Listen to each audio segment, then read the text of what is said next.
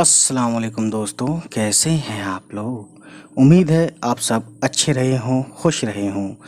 You know that guys, जैसा कि आप देख पा रहे हैं बहुत ही ज़्यादा अच्छे से फिल्मों में उर्दू अदब, ठीक है।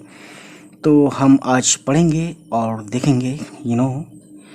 सीने में जलन, आँखों में तूफ़ान सा क्यों है। इस शहर में हर शख्स परेशान सा क्यों है। दिल है तो धड़कने का बहाना कोई ढूंढे, पत्थर की तरह बेहिस्सो बेजान सा क्यों है। सीने में जलन, इस तरीके से आगे बढ़ते हैं।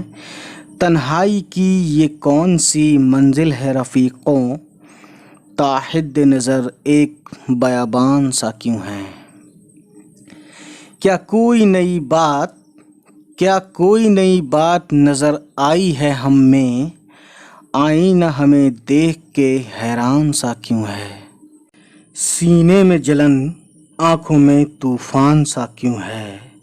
इस शहर में हर शख्स परेशान सा क्यों है।